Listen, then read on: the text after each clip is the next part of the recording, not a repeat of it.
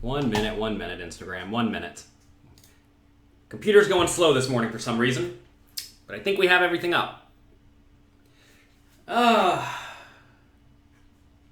This morning was an interesting morning because Amy was a little bit late to wake up. And given she was a little bit late to wake up, that made everything else late. And, that's okay. There's nothing wrong with being late. But it pushed back everything just a little bit. So here we are. Do we have Facebook ready to go? I think we do. Good. First things first. I'm hosting a free webinar on Monday. Most likely. Because we're going to be discussing 5 tips to help you master cash games. I know that you all know me probably primarily as a tournament player, but I play and have played lots and lots of cash games in the past, and I have good results. And I've also spent a decent amount of time playing the small stakes cash games in preparation for writing my book, a little book here. I actually wrote it for everyone on Twitch because they did not seem like they wanted to spend much money on poker coaching. So I made this book for them. It's called Strategies for Beating Small Stakes Poker Cash Games. You can find it on Amazon. And anyway, I've played a lot of cash games for all of you, for your sake. So we're going to be hosting a free webinar going through 5 vital cash game tips that you must master if you want to have any chance at all of succeeding at cash games. These will be very technical things. Things that you should be doing in-game to be better.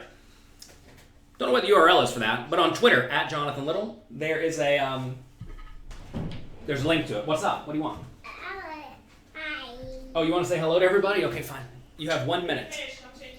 I was in the middle of an important pitch, James. I was telling everyone about my webinar on Monday. You're going to be asleep during my webinar. It's at 8 p.m. Eastern time. What time do you go to bed? At 6 o'clock. At 6 o'clock? Yeah. No, at 7:30 is when you go to bed. What do you see? Dad. Yeah, it's a new trophy. Trophy. Yeah, it's a new trophy. I won a new trophy the other day. I actually just released a video blog on YouTube about it. So check that out. youtube.com/float the turn, I believe is what it is at the moment. We may be changing that in the near future. But yeah, youtube.com/float the turn. You're listening to that book on Audible right now. Well, that's pretty awesome. You ready, James? Oh, sit. Whoa. All right, tell everybody bye-bye. Bye-bye. You have to go change your clothes, right? Yeah. Yeah, okay. You're still in your pajamas. Bye. See ya. Bye. See ya. Have a good day. Yeah. Have fun. Bye. Bye. Back to what we were talking about. Spontaneity. It's important to be spontaneous. Do you prefer cash games or tournaments more? I think I prefer tournaments. Don't have a really good reason why. I don't really care which games I play. If I had a good, even just like kind of soft, consistent cash game that I could play, I would just do that all the time. The problem is it's hard to get a good cash game, so there's a lot more work to find a good cash game, whereas a good tournament, you just show up and it's good. Speaking of showing up to a tournament, I'm probably going to be going to Foxwoods. Is Facebook broken? If you're on Facebook and you can hear this, let me know. Facebook may be broken. It's not working on my end, unless it's paused. Is it paused? Well, let me know if it's working on Facebook. I'm going to Foxwoods. They have a World Series of Poker circuit event. I think it starts today. I'm not going today, I'm going tomorrow. So I'm going to wake up early in the morning and go there most likely. So that'll be fun. Fire 2 bullets into that, the maximum. And that'll be that. But yeah, it seems like Facebook may be broken. If we're broken on Facebook, let me know, and I guess I'll attempt to restart this. I know Twitter, Instagram, YouTube, and all those are working. Oh, it's working. Okay, well, fine. Just seems to be frozen on my end. All right, whatever. So yeah, we're going to Foxwoods. If you're in Foxwoods, say hello. I haven't been to Foxwoods since, I think it was it a year? I think it was 2 years after I won this trophy, the one with the globe back there. I won the World Poker Tour tournament for $1 million. Then, the next year, there was almost no people in the tournament. And the next year, there was really no people in the tournament. And then they decided to move to much smaller buy-ins. But one of my friends wants to go, so I figure I might as well tag along, play a tournament, and see how it goes. Isn't the World Series of Poker too small to be worth your time? Yeah, but I'm going for fun. Recreation. So, figure might as well tag along. It costs almost no money to get there. We can play for a day and come home. So that'd be nice. Did I catch the poker after dark a few days ago? I was a topic of conversation. I was. Funny enough, I've been involved with a few of those people who were playing in the game. Phil Hellmuth, I helped him get his biography deal. He has a book. All these books up here are the ones that I thoroughly had my hands in. Poker Brat by Phil Hellmuth. We had made this happen. Tom Dwan was there. He used to back me. Jennifer Tilley's there. Jennifer Tilley likes me a lot, and I like her a lot. Who else was there? Rob Young. I try to help him out the best I can on Twitter. He's always asking questions. I always try to reply and give my honest feedback. So, you do good work and people notice. That's basically it. Let's see. When am I going to Foxwoods? Tomorrow, literally tomorrow morning. You hear my lovely wife off camera. My wife is not here. My wife is at work. That is my nanny. Her name's Dalma. Amy has been on the show a few times. She was in between jobs for a week or two, and she came on in the mornings, and it was a lot of fun. So you can go back and check out those on YouTube. She did maybe 4 or 5 episodes, and it was great. We talked about things that only the two of us can talk about. Where's Louis Philippe? Yeah, Louis Philippe's here. Louis Philippe's the one who said it's working. Go figure. Let's see. Do I watch any other poker video bloggers? No. I don't have much time to consume content beyond strategic stuff. And video blogs are not so strategic. That said, I do understand that video blogs are fun. I make my own video blogs, right? I just released one yesterday. And they're good entertainment, right? And it's important to realize that people like different things. Some people like very high-level strategic content. Some people like a little bit more basic stuff. Some people like entertaining type things. Some people like just seeing the life of the pro and living vicariously through them. So that's it. Let's see. How's the new job going for Amy? It's going well. She's enjoying it. She says she's more busy with having to go to meetings and doing stuff than when she was a lawyer. Because when she was a lawyer, she was in, reading documents and editing documents and whatnot all day, kind of like sitting there by herself. So it's a different kind of job. What's up with this shirt? This is a shirt I got when I was supposed to run the New York City Marathon. It was the year that the hurricane hit New York City, so they actually canceled it. But we went out I think it was the next weekend and ran it anyway. Not all the way. We actually just went to Central Park and ran around Central Park 4 times. That was not very fun. That was the end of my marathon career. Who's the go-to guy for pros who need to get their game tuned? Depends on what exactly they're trying to accomplish. Thanks for the dedication. I do my best. Am I superstitious? Yeah, I think it's really unlucky to be superstitious.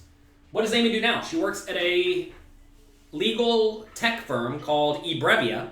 Essentially, eBrevia compares, contrasts, analyzes, and summarizes documents. Loads of documents. It uses AI to summarize documents, essentially. And if you normally have to pay lawyers $200, $300, $500 an hour to do this, and it takes them, some number of hours to go through all of this stuff, you can very quickly see how just running it through a program is way cheaper. And the program does a great job. So anyway, if any of you have lots of contracts, if you work at a law firm, if you work at perhaps a financial institution, if you have a lot of contracts and you spend a lot of money analyzing them, hit me up. My wife can help you. What was this question I just asked? I was going to say something, but then I forgot it. Oh, I was going to show you all my marathon medals. These are participation medals, not winning medals. That's from a bounty tournament. That doesn't count. Here's a New York City Marathon. Apparently it was 2012 that I ran it. You can see it there. Then we have a bunch of half marathons. We ran 4 or 5 half marathons. So there those are. That was way too loud.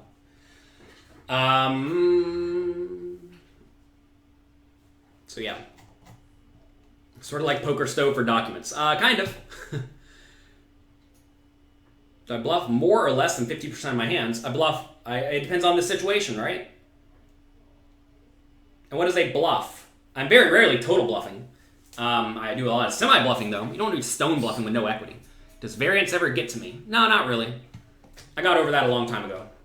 If you play enough, it becomes... winning and losing becomes kind of irrelevant. All right, back to the topic. Today we're going to talk about spontaneity. You all are getting me off track. I'm being spontaneous, apparently.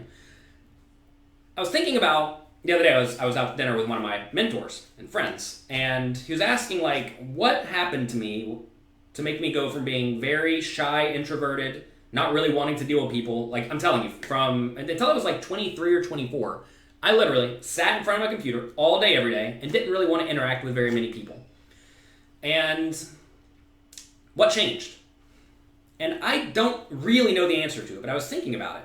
And I think it's probably that I became way more spontaneous. I became okay with not exactly knowing what is going on. And being better with just going with the flow. Maybe I just decided that you don't need control over a lot of things. Or maybe it was accepting that I don't control a lot of things. And that's okay. Like, for example, I'm going to Foxwoods tomorrow, right? I didn't plan on going to Foxwoods. I didn't even know it existed. I didn't know that tournament existed tomorrow until one of my friends said, hey, there's a $1,700 tournament in Foxwoods. Ooh, $200 rate plus some? That's a lot. There's a high rate tournament in Foxwoods. You want to go?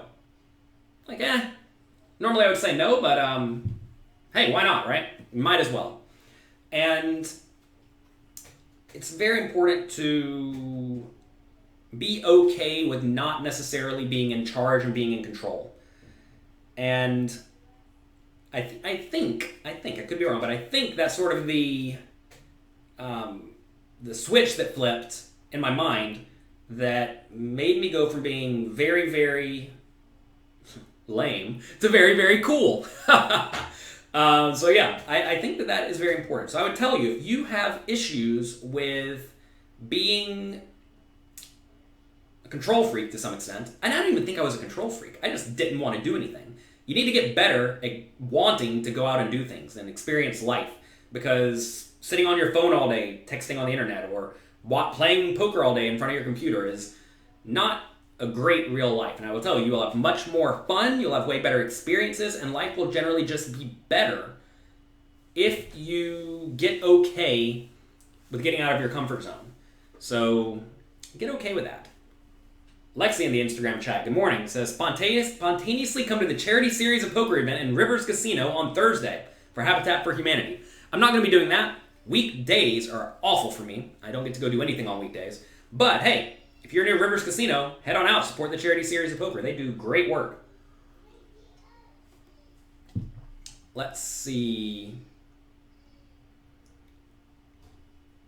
Yeah, what is volume? Volume is the idea that when you play a lot, volume means like the amount of something. Volume is not just a sound term, but it's like this cup here holds some amount of volume. How much can this hold? That's the volume it can hold. Anyway, volume is a term used to explain or to describe the amount of something. And if you play like 10 poker tournaments, you're going to have big swings one way or the other, right? But if you play 1,000,000 poker tournaments, your results are either going to trickle up or they're going to trickle down. And that's especially true for cash games, right? But if you play a lot, inevitably you just get used to winning and losing. That's part of life. And you understand this, right? I was listening to a podcast with, who was it? Dominic Niche the other day, and he basically said something to the effect of, after a while, you just don't care about swings. They just don't matter. Because you realize you're going to run hot sometimes, you're going to run poorly sometimes, and that's just it. It's okay.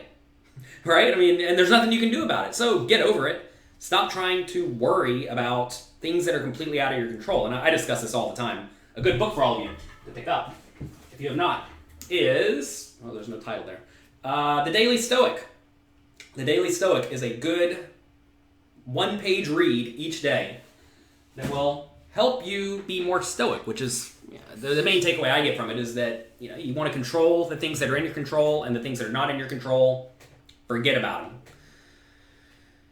So be comfortable with being uncomfortable. Yeah, so I learned in high school that it's okay to fail and also be uncomfortable. I played the trumpet in high school. I was very good at it. I say very good at it. I wasn't like a pro, but I was the best in my county when I was in 10th grade and forward. So playing against 12th graders, I was the best trumpet player when I was in 10th grade in the whole county. Not that the county's giant or anything. I don't know, call it 1,000, maybe not 1,000, maybe 500 poker players, 500 trumpet players. I was the best of 500 trumpet players. And the band director, perhaps purposely or not purposely, gave me solos to play. The trumpet player ends up playing a lot of solos that were probably a little bit too difficult for me. And that is, I think that was very helpful because I would go out on the football field. You played on a halftime show. You played band music in a halftime show for some reason. And I'd screw up a lot, like 80% of the time, a pretty good amount, because the solos were legitimately too difficult for me. I tried my best. I practiced a lot. I still could not do it. And that taught me that it is okay to fail. And I think it was actually a very good learning, like a very good experience for playing poker, especially poker tournaments, because you are going to fail. Fail means lose. Fail doesn't necessarily mean play poorly, but fail means lose. You're going to fail a lot. And I learned that failing, losing, whatever you want to call it, does not mean that you did not try your best, right? I always tried my best. And I would still not do it correctly because it was too difficult, just straight up too difficult. How did I get so good at trumpet so quick? Actually, I wasn't very good. I was okay, but I wasn't very good in 9th grade. But I decided between 9th and 10th grade in the summer, I was going to get good at the trumpet. Don't know why. I had nothing else going on in my life, I guess. So I practiced literally 6 hours a day, every day. My lips would bleed. They would hurt like hell. And turns out 6 hours a day, every day for 4 months, or however long the summer is, will get you good at something. Kind of like poker. I did that for 3 years straight all day, every day, and hey, I got pretty good at poker. Go figure. Spontaneous behavior can change in severity, maybe even cause more damage than good. Depends on what you're doing, right? Is there an offline version of the range analyzer? There is not. But I think, Gilbert, if you load up the page and it doesn't refresh and you're off the internet, I think it'll probably still work. I don't know for sure, though. Sorry. We probably should figure out a way to let you just download it. Use Equilab. It's similar. Equilab is not similar to the range analyzer. Poker Stove and Equilab are pretty similar. The range analyzer is different. We have a range analyzer at pokercoaching.com. It's my training site for those who don't know. And basically breaks down your range based on how much, or on whatever categories you want to input. And it's very useful for determining game theory optimal strategies once you understand the correct percentages you should have on each street. Like Muhammad earlier asked, do you bluff more than 50% of your hands? Well, if I'm playing GTO strategies, depends on how often I'm betting, first off. And also, what is a bluff? And also, when you are betting with a very polarized range, on the flop you should have like 66% bluffs. On the turn you should have about 50%. And on the river you should have about 66%, depending on your bet size, right? That's assuming you're using relatively large bets. Have I ever played a mid-stakes poker tour? I have not. I'm sure they're lots of fun, though. I hear they're great. We actually give away seats to mid-stakes poker tour tournaments every once in a while, so make sure you follow me on social media to get that. Let's see. Are there more or less swings in cash games and tournaments? The swings are more indicative of your skill level. It also depends on how you play them, right? But in general, in tournaments, you lose a buy-in every time you play, besides when you do great. And so if you look at a tournament player's graph, it sort of trickles down and then spikes. Trickles down, then spikes, right? Whereas the cash game player's graph is more either like kind of straight up or kind of straight down. What are the differences between poker coaching and poker coaching premium? Are there any current specials? There are no current specials beyond what is listed on the site. The main biggest difference is poker coaching premium, in addition to what poker coaching offers, which is a bunch of quizzes, like 500 quizzes, homework challenges, and some classes. Poker Coaching Premium offers even more quizzes, the same homework classes, same homework challenges, and then a lot of other classes, like 100 of them. Also, it offers access to some of my products that I've made, either very recently or in the past, such as my Cash Game Masterclass that I just released a month ago, where it's like a 29-part series, very in-depth on how to beat cash games. So there's a lot of those there as well. Basically, it's just more content. I also wanted to make something that was a database of the answer to all of the poker questions that I get asked. and I get asked a bunch of them. So we have like 130-minute videos on the topics that I get asked. And that's what Poker Coaching Premium is. It's all of the information you could possibly want. Let's see. Marcus Aurelius was a great motivator. He has some great Stoic quotes in the Daily Stoic. He does, indeed. You learn more by failing than winning if you figured out why you failed. Well, the reason I failed is because I was not good enough at the trumpet. It was good, pretty good, but not so good. How do you stay spontaneous in your marriage with your busy schedule? That's a good question. Just have to make the use of whatever time you have. And to be fair, Amy and I are both kind of boring. Our date nights involve watching TV and eating dinner. So I could probably be better at that. Variance is annoying. It's only annoying if you care about it. So many people think that if you lose money, that is bad. Why is losing money bad? Think about it. Why does it actually matter?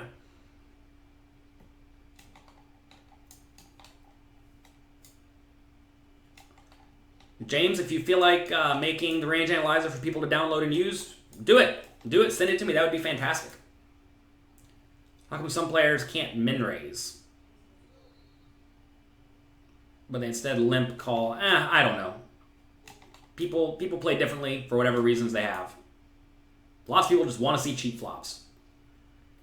Some experience variance more than others, and some experience in more tilting ways than others. I mean, you have to understand that the way you perceive the world is highly important, right? People are generally taught that winning is good and losing is bad, or winning has to deal with success and losing has to do with failure. But realize these are all social constructs, right? I mean, money is a social construct. Like, what in the world makes this money right here? What makes this valuable? Why is this thought to have relevance? Because we tell people it does, right? And it does have value. It does have value. It's clearly a store of wealth, right? And what I'm saying, though, is that this piece of paper, in theory, has no value. And, like, that's a story. Winning and losing is a story. And it's important to realize that in a game like poker, you are going to have swings. You're going to have substantial swings. And that's part of the game. That is what you signed up for. Please leave politics out of this webinar. Am I talking about politics? Is saying that money is not, like there's no tangible value to this, is that a weird thing? But yeah, so I think it's important to recognize that winning and losing is not necessarily good or bad. And especially in games where there's variance, the losing and the winning is actually uncontrollable, at least in my opinion. In my opinion, everything you do is based on the decisions you made in the past to some extent. And for example, in poker, if you study a lot before poker and you prepare ahead of time and you show up to the table in a good mindset, you will play, in theory, the best poker strategy you can possibly play. And that's it, right? And if you don't study, you show up to the table, you're going to play some strategy that you have learned, whether or not it's good or bad. You may not even know why you're doing what you're doing, but you're doing something. And basically, the actions you've taken in the past determine what you're going to do in the future. And a lot of people think that they have more agency, like more of the idea of, I actually am in control here in poker and in life than they actually do. Let's see, Range Analyzer is a powerful tool, says Louis Philippe. Yeah. Once you get how it works, it sharpens your strategy a lot, and Poker Coaching Premium has so much technical content, it's absolutely amazing. Well, thank you, Louis Philippe. Let's just move this all over here on the screen so everybody can see this. Read what Louis Philippe says right here. Thank you, Louis Philippe. Thank you. Cash is not a store of value, but gold and silver are. It's also an interesting concept, right? Gold has almost no actual use, but people tell themselves stories, right? Why is gold and silver valuable? Because the next person thinks it is. Why is Coca-Cola stock valuable? Because people say it is. And because they produce something. But what they produce only has value because people think it has value, right? all kind of weird concepts. I don't really know where we're going with this, but basically what I'm saying is that you don't have to feel like losing is bad just because everybody else around you thinks and feels and acts like losing is bad. Because it doesn't have to be. It's not. You want to come in for 1 minute? Come in for 1 minute. Come in for 1 minute. Look at you. Hi, can I have Thomas too? Thomas, you want to come be on the show? Yeah. Oh, let's see Thomas. Hi. Look, it's the two boys. Thomas, say hello. Yeah. Thomas, say hello. Where's Dad? Where did Daddy go? You're there. I'm right here. Yeah. Do you want to say something to the people on the screen? Yeah. Do you like Coca-Cola stock? No. No. Do you like money? No. No. What do you like? I like. You like dinosaurs? No. You like penguins? No. Well, what do you like then? Don't like dinosaurs. You like dinosaurs. Yeah, I know. You have dinosaurs on your pants.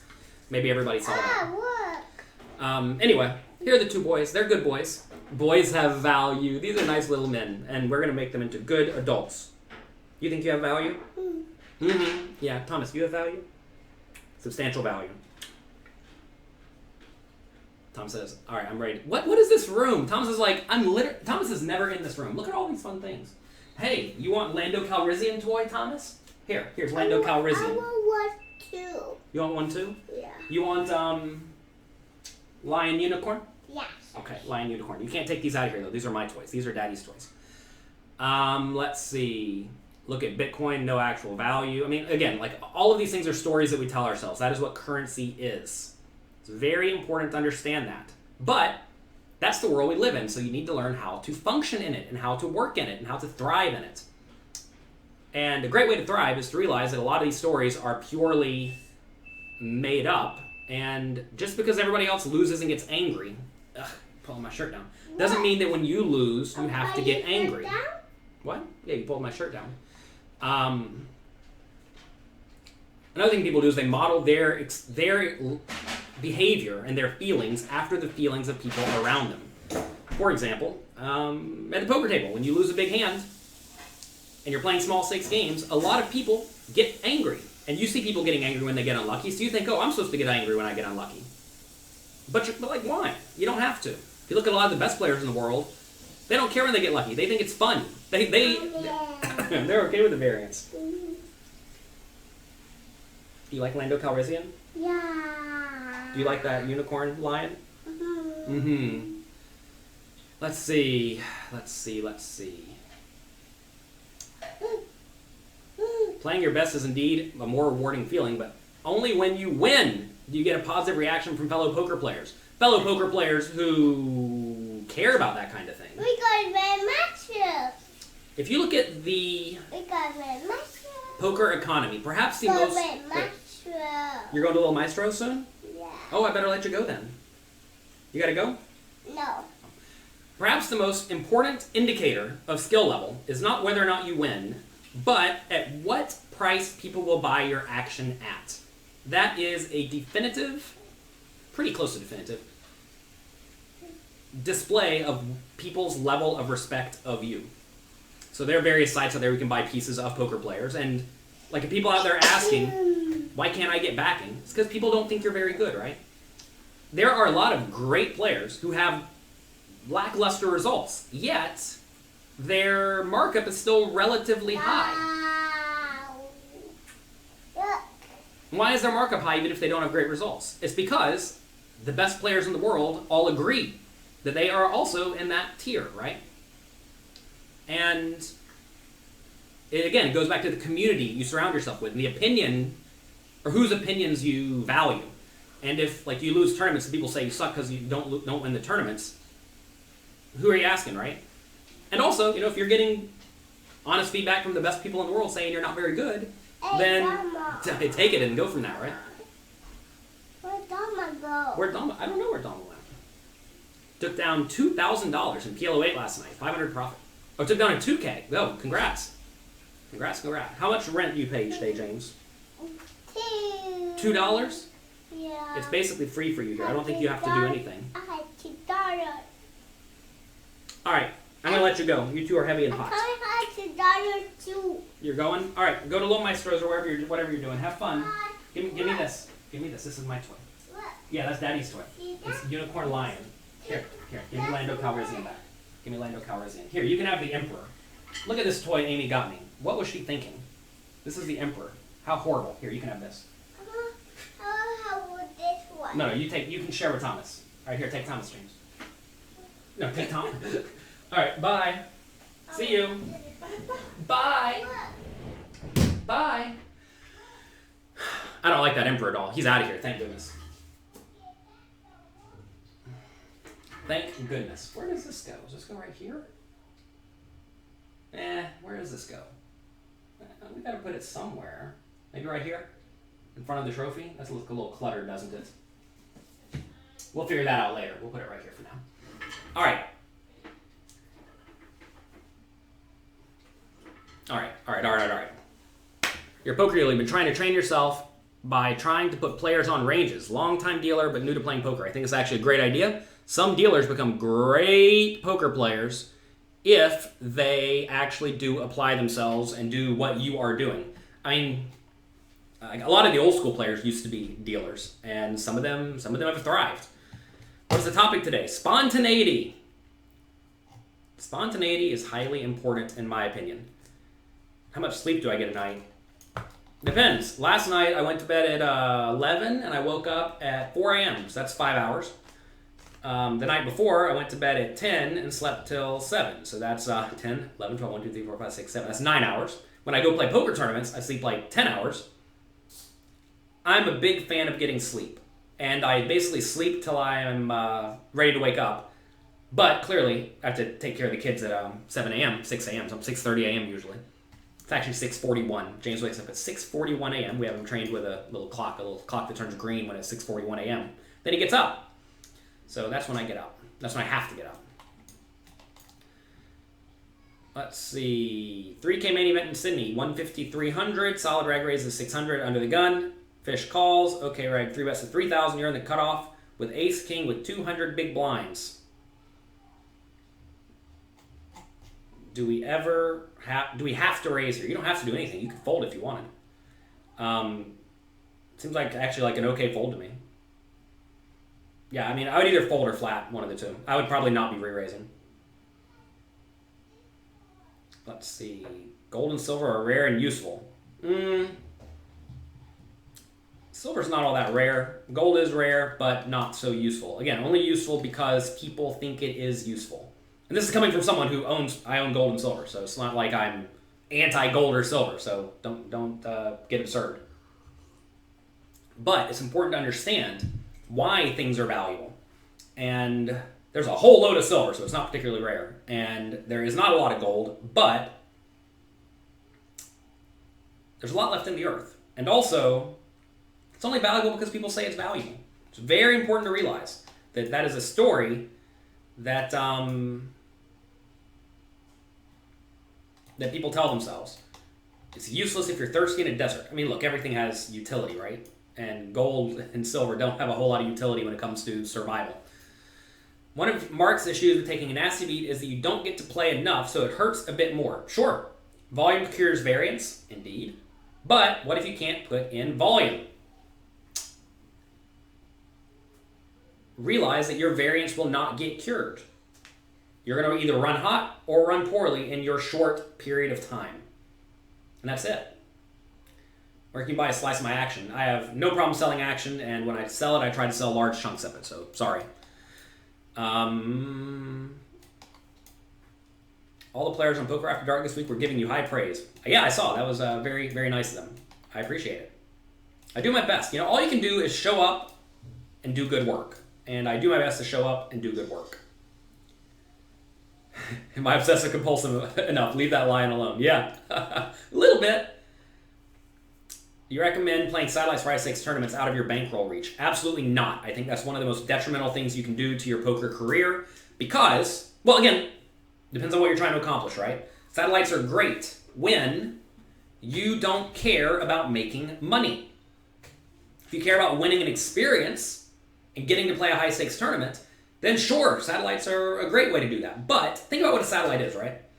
Let's say you're 1 in 10 to cash the satellite, and then you're 1 in 8 to cash the tournament. That means you're 1 in 80 to get a min cash in the big tournament. And normally a min cash in the big tournament is, 15 satellite buy-ins? So that's if you break even. What if you're good? Now maybe you're like 1 in 60? 1 in 60, you're going to get back 15 buy-ins. It's not very good odds, right? So take regular tournament variance and jack it up times whatever it is, times 10 or times 8 or times 6 or whatever it is, and that's what you're going to experience if you play satellites. You're basically never going to win, unless you get super lucky and bink it. But again, if you're trying to get super lucky and bink it, then satellites are great. But if you're trying to not have gigantic swings, then because you don't want gigantic swings, because gigantic swings require you to have a humongous bankroll. So that's how you should typically view satellites when you're trying to parlay it, right? Satellites are fine if you are going to play the tournament anyway. Or if the event you're satelliting into is just like a little bit above your bankroll. Like, I'll play satellites to 25Ks. You know, I'm happy to play $2,500 tournaments. I'm also happy to play a 25K. 25K is a little bit high. 2,500 is a little bit low for the bankroll. And they're neither like so far absurd. So that kind of thing's good. But like, say you normally play $10 tournaments, you really don't want to be satelliting into 100, into 1,000, into a 10,000. You're just like, never going to get there. Let's see. Apparently a lot of gold bugs in the chat. There's a Twilight Zone episode where gold becomes useless and the guy is dying off thirst in the desert trying to trade gold for water. We had the gold standard until 1971. It prevents you from printing excess dollars. Understand, dollars are a story. Gold is a story. All these things are story. Why do people care about the gold? Because other people tell them to care about the gold. That's really it. People care about things that other people, or they think other people are telling them to care about. For example, for a long time, I wanted to be thought of as a very good Magic the Gathering player. Why? It's completely useless, right? Some of you may want to be thought of as a very good poker player. Magic the Gathering is like kind of really useless to get good at because you can't make real money from it. Like, I'm going to make way more money from poker than Magic if I'm the best Magic player. So it doesn't make logical sense, right? And for example, this thing here, why does it have value to you? Because I can take this and give it to somebody else who thinks it has value as well, right? And that's okay. It's okay. That is the world we live in. It's very important to realize this. A great example, again, going back to tilt. If you're playing in a game where literally everyone goes on tilt when they lose, then you're going to probably think that is normal, good behavior, right? So if that is normal, good behavior, then you're going to copy that, right? But there's no reason for you to. Just because everybody's going on tilt and doing detrimental things doesn't mean you have to copy them. If you go to, I don't know, say you go to college and everyone you live around goes out drinking all night, right? Say that's just what they do. You're probably going to go out and do that too, because that's what you think you're supposed to do because you're modeling yourself after others. Lots of things are like that. So you want to make sure you model yourself after the people who are actually successful and not people who are failing. Did I play Magic with Boski? I don't know what a Boski is. Who's the best poker playing athlete, actor, etc.? I don't know. They claim Tobey Maguire's great. I've never played with him. Great is in really good at game selecting. Richard Seymour's good. Oh, Richard Seymour right here. Didn't see it. Yeah, Richard Seymour's good. He plays high-stakes tournaments, reasonably successful at them. You're going to find that a lot of people who are competitive, naturally competitive, can get good at a lot of things. Obviously, poker is like a brain game to some extent. But, so like everybody can't get amazing at poker. But certainly everyone can get good enough to find games they can beat and then play them. Let's see. Oh, Jeff Boski. He's a known internet troll. No, I don't hang out with internet trolls. That is not something I do with my time. Going back to modeling yourself after successful people. You want to hang out with successful people, not internet trolls. 3K main event in Sydney. Hero flats, ace king. Oh, here we go. We're back. You flat ace king. On the button.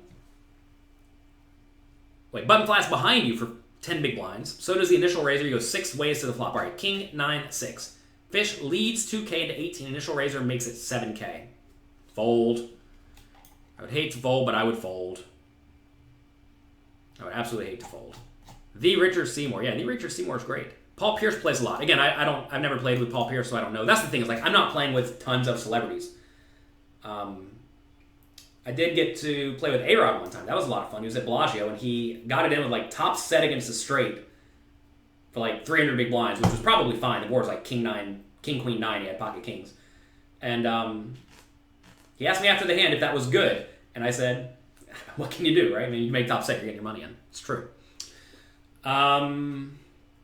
Who else do I play with? Jennifer Tilley's pretty solid. She randomly does ridiculous stuff. She's pretty good. I don't know. Why not play versus the weak celebrities? I don't have the opportunity. If I had the opportunity to play against celebrities who are bad at poker, like Toby Maguire does, then I would probably just do that all day, every day. Do you recommend a few days break from poker? You played daily for the last 2 years and you feel slightly autopilotish. Yeah. If you're autopiloting and just grinding it out all day, every day, you need to take time off. I do not think you need to be doing anything all day, every day with your life. And that's why I purposely try to mix up life, right?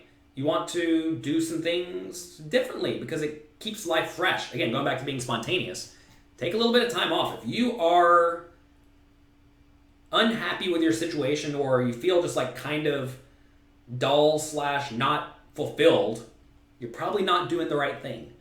And again, that's not really what any of your questions said. You're not talking about fulfillment or anything. But I know when I used to play poker all day, every day, I mean, I would literally sit there and play and or study poker 14 hours a day, 16 hours a day. 3 years straight I did this in front of my computer all day, every day. That is not so healthy. And my life was not very good. I was not happy. I was not fulfilled. And eventually we slowly recognized that and then changed. Will I ever have play and explains on poker coaching? I'm not sure what play and explains are. Maybe you mean like live sweat videos? Maybe. I found live sweat videos are more entertaining than educational if you're playing more than like just a few tables. And you have to realize when I get to go play online poker, because I'm in America, I'm not going to play on the shady sites, I am usually playing a pretty good amount of tables, and I'm playing quite high stakes. And for that reason, I don't also want to be preoccupied with like streaming it, right? Now, I certainly record it, and you can go back over and you can review it, but like the way I play is not even all that followable for a lot of people. Usually I just have a laptop. It's a big laptop, but it's a laptop. And like the tables are all cascaded. It's kind of hard to follow. I mean, this is what people have told me whenever I stream on Twitch. They're like, oh, I can't follow anything that's going on. It's not watchable. So I recognize that. But of course, if you're playing relatively few tables, then sure, maybe we can make that happen. Funny how the days disappear when you play and study all the time. Yeah, they go away. Savas says, hello, man. Hello. Good morning. You took a road trip as a break. It was the best life experience. Yeah, get out and do something. Let's see. Kevin Hart. Funny enough, about Kevin Hart, I'm not entirely sure what was going on last time I was at the PCA. But in my hotel room, every time I walked to my hotel room, I was staying at the Cove. It's like one of the nicer towers. And I would get out of the elevator, and there would be men with machine guns, multiple of them, lining the hall. And I'm pretty sure I heard Kevin Hart in the hall one day. So I don't know if he has a significant amount of bodyguards or whatever. But there were, like, the first time I got out of the elevator, I'm like, what's happening here? Why do you have a machine gun? And then it just became normal. It's funny how stuff becomes normal, right? Like, then I would just like walk out the hall, say hi, talk to them, you know? They're just chilling. Maybe it's not smart to talk to people with machine guns, but they were perfectly nice. How's life as a poker pro? It's great. And life, how do you remember, in live poker, how do you remember the suits of the cards without looking back? Whenever I look at my two cards, I say Ace of Spades, King of Clubs in my head. Ace of spades, king of clubs. That is exactly what I say in my brain. I don't say it out loud. Don't do that. But if you say the cards in your head, you'll probably remember them. Also, I look at my cards pre-flop, and then I also look at the cards before the flop comes every time. And that's it. Every once in a while, I will try to level people by looking back at the cards when there's like a flush available or a four flush available. One time I was playing against a guy, very exploitative live pro, and we both like turned the flush, and we both looked back at our cards. It's like, oh, do we have the diamond? And we both were like trying to level the other person, and we both had a flush. I had the better one though, so I won. But yeah, anyway, it's not so hard to remember two cards. You disagree about spending 3 years obsessed with poker because look at what it brought you. There are many other people who did the exact same thing and it did not bring them what it brought me. And also, I definitely could have taken 4 hours a week off, and I didn't. I should have. Like, I have no relationships from 18 till 21, besides like exactly people on America Online Instant Messenger. Like those are my relationships. Funny enough, all those people became the best poker players in the world, but like, it's not healthy. I'm telling you, it's not healthy. It's just not healthy. We talked about studying, and you're new to the channel. Welcome, and trying to improve your game. What kind of things do I do to study? I talk with the best poker players in the world on a regular basis. You probably don't have that luxury, though. So you need to absorb content where the best poker players in the world are teaching you how to beat the game that you are playing, whatever that is. The problem is a lot of the best poker players in the world teach at a very high technical level and aren't really interested about teaching other people. So that's why at pokercoaching.com I try to have like modules on all sorts of games, all sorts of game levels, all no limit hold'em, but all sorts of like tournaments, cash games, high buy-in, low buy-in, etc. And it's presented in a way that is like us sitting over your shoulder while you play. So it's like private coaching, except for significantly cheaper. You would not call it a waste of time or unhealthy. It was definitely unhealthy. You'd gladly be doing it to playing high rollers and making a good living on poker. So you think.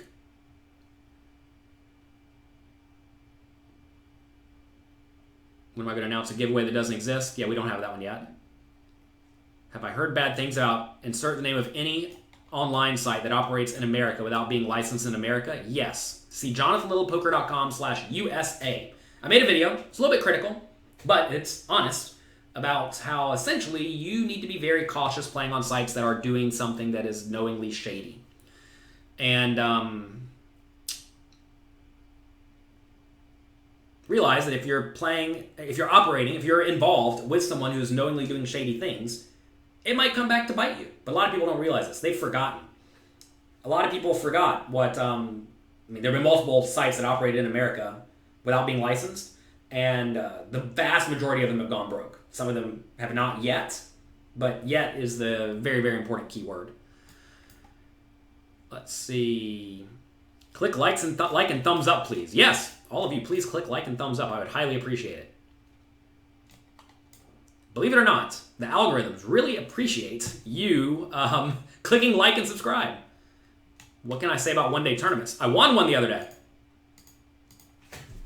I won this thing here in a one-day tournament. Started at noon, ended at 2 a.m. I beat 200 people. We got $97,000. August 7th, 2019. Solid day. After that, I lost every single hand I played. I'm spoiling my video blog. Go to jonathanlittlepoker.com. Oh, where is it? Yeah, go to jonathanlittlepoker.com/YouTube. It'll come right up. Let's see. Locked your keys in your car while listening to this morning. Bad beat. Do I do one-on-one coaching? Yes. I prefer to do stuff like this. This is way more scalable, right? But yes, I do one-on-one coaching every once in a while. You're hearing my voice in your head as you play. Sorry. Hi, Jilly. Who's Jilly? Will you be playing on the WPT Deep Stack tournament in, how will I say that word? Schenectady, New York. I will not be. I basically do not travel to play tournaments with buy-ins lower than like like 3,500 main events. And even then, I'm not going to a lot of those. And also, life is very hectic, so I only get to go travel about once a month for about a week or a week and a half to go play. That said, one of my friends invited me to go to Foxwoods with him tomorrow, so I'm going to go to Foxwoods with him tomorrow to play their 1,500. Sorry, 1,700, $200 rig, plus whatever else I take. Don't forget that. I guess if you can only win a certain number of hands in a poker chip, you might as well win them all in the same event. Yes, that is intelligent. You want to consolidate your luck. We had a little coffee on that just the other day. You can look it up. I was selling luck consolidation. Let's see. You're playing Borgata Deep Stack tournament tomorrow, but finding it difficult to switch back from a cash game mentality to a tournament cash game mentality. Realize they're different games, right? Like, if you go play basketball, and then the next day you go play baseball, you're not thinking, all right, I'm going to play basketball or baseball just like I played basketball yesterday, right? A lot of people think that all the poker games are the same. One time, it was like the funniest thing in the world to me. Someone came up to me and said, hey, I just got in town. I'm going to go play some Limit Hold'em for a few hours to warm up for the No Limit game, to warm up for the tournament tomorrow. I was like, what? Three completely different things, and they're saying they're going to use them to warm up for the other ones. And I was like, no, come on, man. That is not how this works. You think you can go to the gym and start there to get relationships. I don't know if going to the gym is where you're going to make the best relationships, but it certainly could be. Where do you make good relationships? I think charity events are a great way to make good relationships. Going to the park and chatting with people. I was hanging out with one of my friends in New York City the other day. He just like walks up and talks to people. Usually he's talking to females. But people look interesting, he'll just walk up and talk. And that's a heck of a skill that I wish I was way better at. That said, I have gotten significantly better at just talking to people. I learned that from my friend Shannon Shore. Shannon Shore, it was like a running joke. He would say, oh, there's such and such, let's go talk to him. And then he'd walk over there and talk to him. And the vast majority of my poker playing friends I met through my friend Shannon Shore, and thanks for that, Shannon, teaching me it's okay to walk over and talk to people. How can you contact me about coaching? Jonathan@pokercoaching.com or support@pokercoaching.com. But yeah, I mean, if you're doing currently only all day, everyday poker, doing anything besides that would be good. Obviously, gym is great because it'll get you in shape, but I don't think the gym is necessarily the most social place. And I also don't suggest going out to bars, for example. That's not a particularly great place to meet people because the one thing you know about people at bars is that they very likely enjoy drinking. Whereas if you meet people at like doing charity work, you know that they like helping others, right? Which trait would you like to know that most of the people involved with are doing? The Mike Massow podcast, he said how he thought high rollers were bad for the game. No, people can play whatever game they play. They want to play. And people want to play high stakes, let them play high stakes. Who cares? I don't think they're bad for the game. I think it's interesting. I mean, like back whenever I won the tournaments, for those who don't know, there was like a 2-year period where I won every tournament for like $5 million or something. And I could not move up any higher. Someone asked me the other day, it was Evan Jarvis on his podcast. It basically came up like, could you have like played higher? Or were you always very good with your bankroll? I was always good with my bankroll, but back when I got a few $1 million dumped on me, I did not have the opportunity to go play bigger tournaments because the biggest games were $10,000 tournaments. There's one 25K each year, and I played it. So who knows, if they had 100Ks that seemed soft, maybe I would have popped it in there. You never get up early enough to watch this. Well, here you are. Hello. You're still grinding 1-2 from last night at Commerce. Yeah, good luck. Have fun. Probably time to go to bed. Will you beat WPT Borgata? I will. That's my next poker trip besides Foxwoods tomorrow. You recognize a Magic Pro at a Grand Prix back in the day, and you just started talking to him. You've been good friends ever since. Yeah, you're glad you took that chance. Definitely just go up and say hi. You never know what's going to happen. Do most poker pros get tired of meeting public? Most poker pros are, not most, some poker pros are quite bad at life. Some are not so bad at life. And most people who are pretty good at life recognize the value of other people and interacting with other people. But not all poker players recognize that. Who do I give more rake back, Party or Poker Stars? Who gives more rake back? I don't know. Probably Party Poker. when you do hand analysis, you often give the player's age. Sometimes when it's relevant. Usually it matters like what bucket they fall in. Like, are they really young? Are they middle-aged? Or are they older? How long should your session last? However long you want it to. I typically don't do long sessions because I enjoy not sitting and doing the same thing all day every day. How do you know when you're ready to move up? When you're beating your current level and you're properly bankrolled for the next one, or almost properly bankrolled for the next one. So that's going to be it for today. We were talking about spontaneity. I want to reiterate, you need to be happy going with the flow.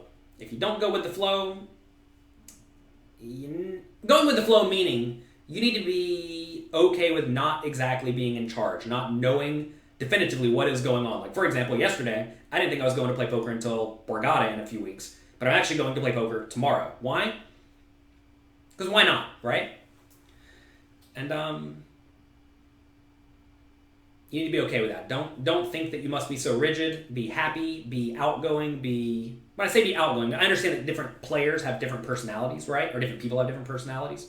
But being outgoing probably is not going to hurt you. Whereas being, whatever the opposite of outgoing is very easily could hurt you. And I used to have almost no good relationships. Now I have a ton with many people who are a million times better at life than me that I learned from, and they help me because I guess I use whatever the skills I have to add value to their life as well, right? What's the highest stakes cash game I played? 200, 400. What's the biggest pot I won? I guess in theory, 160K, give or take. That was a nice day. And news on pro poker regulation. No, I have no clue what's going to happen. Poker will be legal in America probably within about 20 or 30 years, in my opinion. But even then, I could be wrong. So that's it. Have a good day. Good luck. Enjoy your games. Today's Friday, so have a great weekend. Enjoy your weekend. Do not squander it.